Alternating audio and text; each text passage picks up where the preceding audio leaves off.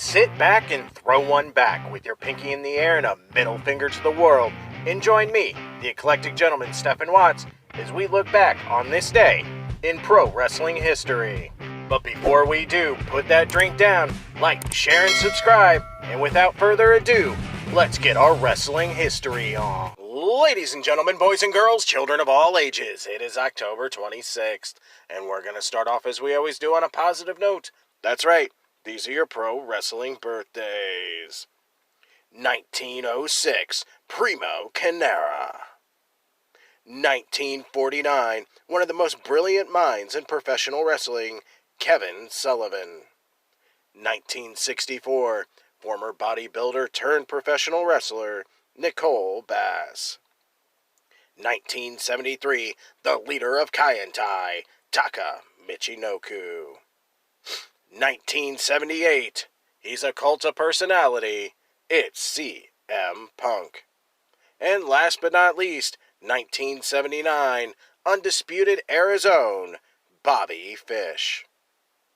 Of course, on the flip side of that coin, your pro wrestling deaths for October 26th, 2008, Northeast fan favorite of the 70s and early 80s, Special Delivery Jones.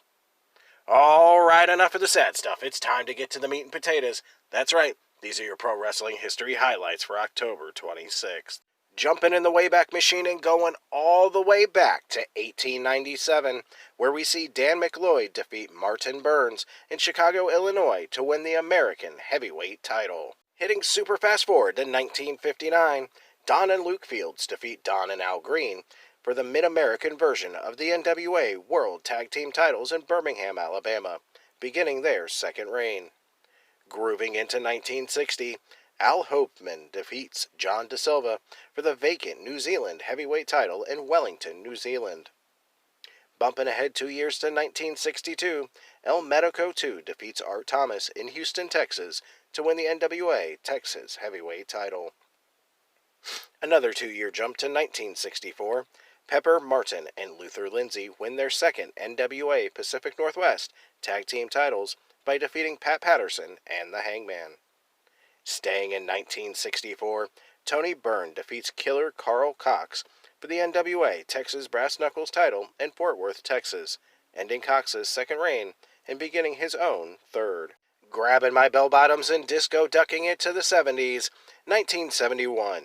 The Wrestling Pro defeats Ken Lucas for the NWA Gulf Coast heavyweight title in Mobile, Alabama, ending Lucas's fourth reign and beginning his own third.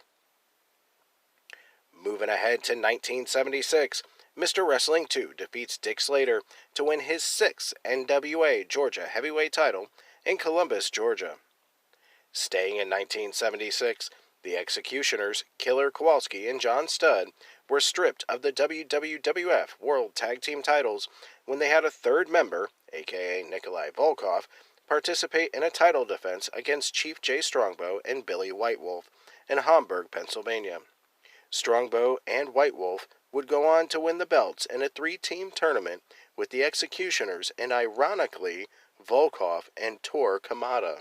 Making 3 stops in 1979, first, Chavo Guerrero Sr. and Al Madrid defeat Alan Coge and Victor Riviera for the NWA America's Tag Team title.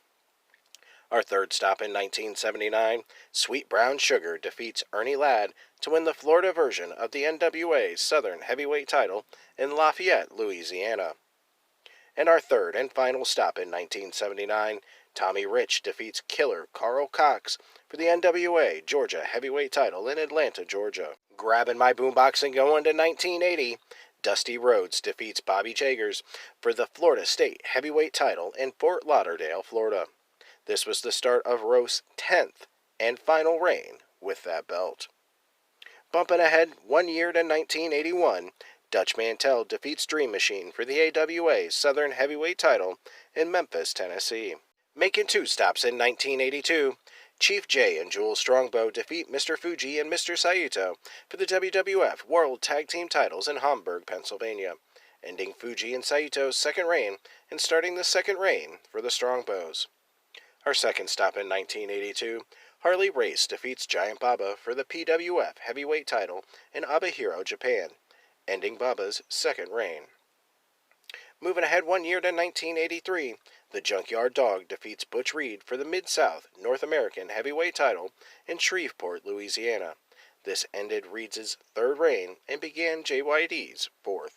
Moving ahead to 1986, John Tatum and Jack Victory defeat the Fantastics, Bobby Fulton and Tommy Rogers, to win the UWF Tag Team titles in Tulsa, Oklahoma. That next year in 1987, two title changes take place at an AWA card in Memphis, Tennessee. Jerry Lawler and Bill Dundee win their second AWA World Tag Team titles, defeating Hector Guerrero and Dr. D. David Schultz. Lawler and Dundee had lost the belts only a week earlier. Also, the Midnight Rockers, Marty Jannetty and Shawn Michaels, defeat the RPMs, Mike Davis and Tommy Lane, for the AWA Southern Tag Team titles, ending the RPM's fifth reign. Staying in 1987, Tom Pritchard ends Tony Anthony's third NWA Alabama Heavyweight title reign in Birmingham, Alabama. Grabbing my flannel and going to the decade of grunge, 1997.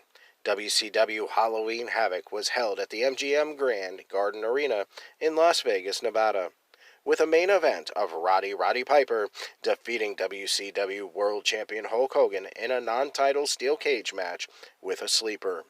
After the match, Randy Savage and Hogan beat down Piper. And last but not least, 1999, Davey Boy Smith defeats D'Lo Brown for the WWF European Heavyweight title in Springfield, Massachusetts, ending Brown's fourth reign with the belt and starting Smith's second reign.